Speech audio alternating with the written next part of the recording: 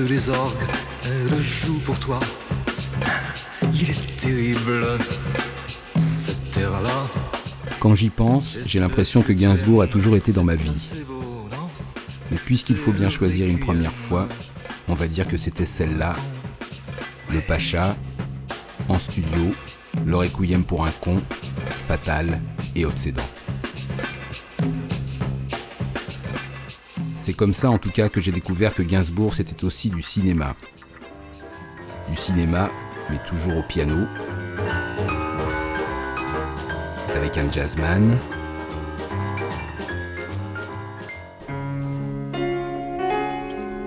avec Marie Dubois,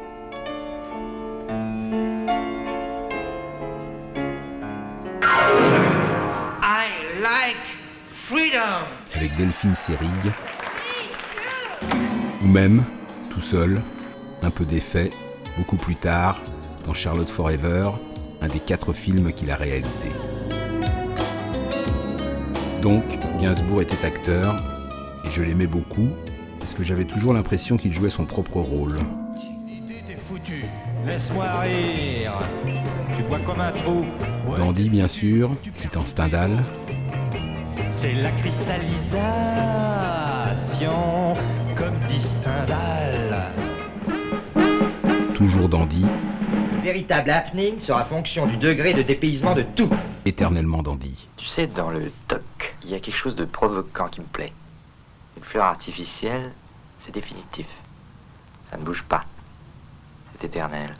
Et même quand il portait la jupe, qu'il révélait son sadisme profond et qu'il parlait anglais, il arrivait toujours à rester Gainsbourg. Et franchement, chapeau Serge.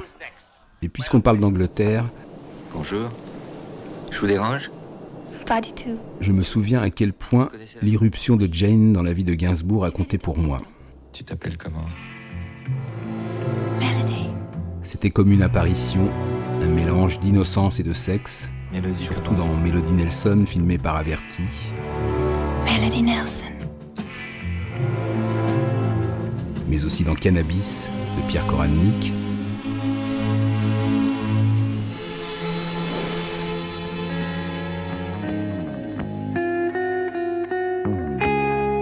Dans Je t'aime moi non plus, où Serge filmait maladivement Jane. Et même, tardivement, dans Jane B par Agnès V. Si souvent, entre le moi et le je. À quelque époque que ce soit, je l'ai trouvé toujours méchamment glamour, et j'adorais Birkin chantant Gainsbourg. Est-ce pour lui? Est-ce pour toi? Au cinéma, des interprètes, il y en avait eu d'autres. Si c'est pour toi que je striptease. Juliette Gréco et son striptease qui me faisait rêver tout bas.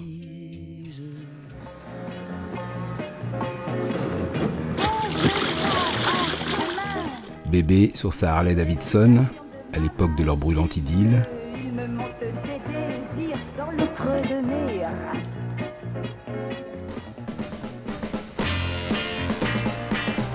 Et bien sûr l'éblouissante roller girl, Anna Karina. Je suis la fille que l'on colle sur les Harley Davidson. Voire même la gracile Marianne Faithfull, toujours dans Anna.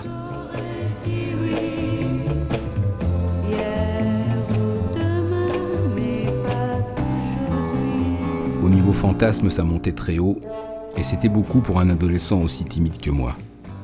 Heureusement, il y avait aussi Michel Simon, dans un duo d'anthologie. Reste sans esclandre, en gardant le cœur tendre. Et là, c'était une autre histoire qui me faisait fantasmer, mais sur un autre terrain. Faire des vieux os, faut y aller mollo, pas abuser de rien pour aller loin. Il y avait même Depardieu, chantant la Namour dans Quand j'étais chanteur. Et là, c'était beaucoup plus tard. Gainsbourg n'était plus là et il était déjà devenu un mythe. Je cherche en vain la portée exacte. Je sur son vain le mot excite.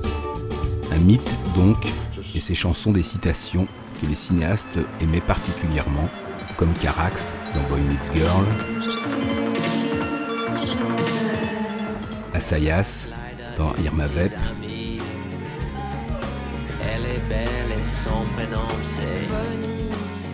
sans oublier Téchiné dans Les temps qui changent. Que pas penser du tout, rien c'est déjà rien, c'est déjà beaucoup. Et même les Américains avaient fini par découvrir que Gainsbourg était le plus classe de tous les Frenchies.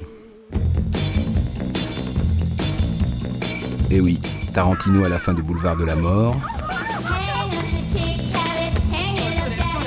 Noah Baumbach lissant Melody Nelson dans Greenberg et scotchant Ben Stiller,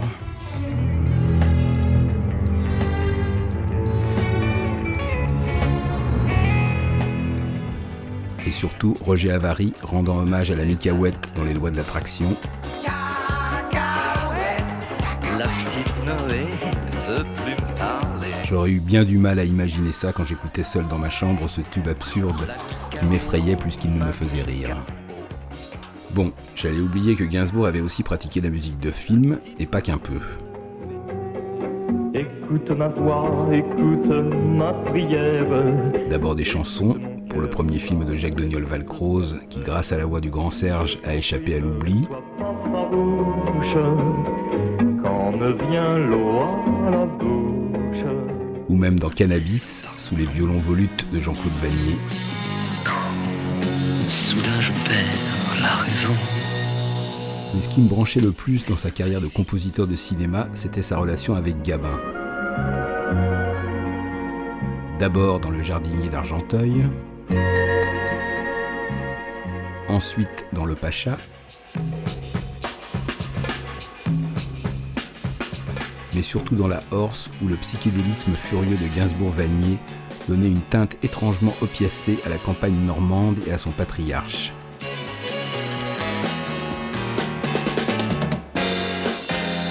À l'époque, ça m'avait complètement chamboulé, et ça continue encore aujourd'hui. Je me souviens aussi de Madame Claude, vue clandestinement alors que je n'avais pas encore 18 ans, et dont la musique de Gainsbourg était franchement ce qu'il y avait de mieux. Et même Tenue de soirée et sa ritournelle infinie sur le visage mi-défait, mi-heureux de Michel Blanc.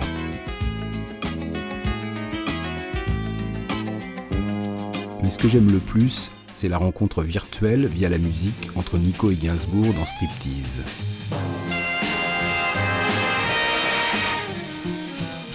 Nico en blonde, Nico en brune. Ah merde. Hein, comme tu dis. Et même Darry Cole. Il ne manquait plus qu'Andy Warhol, Lou Reed et Philippe Garrel pour être au complet. Et puis bien sûr, le cinéma de Serge Gainsbourg était forcément pop, avec Deneuve bien sûr, du sitar, encore du sitar. Tout ça me donnait furieusement envie de fumer un gros pétard ou de prendre un bon acide, mais bon, ce n'était ni le lieu ni l'heure.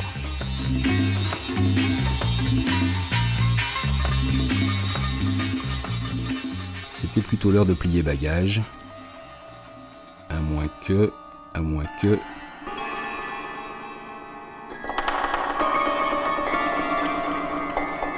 ne surgisse comme dans un rêve un drôle de kaléidoscope, un film inconnu où Gainsbourg avait écrit avec Jean-Claude Vannier une drôle de musique pour un drôle de délire. Paris n'existe pas, c'était le titre de ce film signé Robert Benayoun. Depuis le temps que je le fréquentais, je croyais tout connaître de Gainsbourg. Eh bien non. Du coup, je n'avais même plus besoin d'un pétard ou d'un acide. Ce film et cette musique me suffisaient amplement. J'étais parti, j'étais partout, j'étais par terre.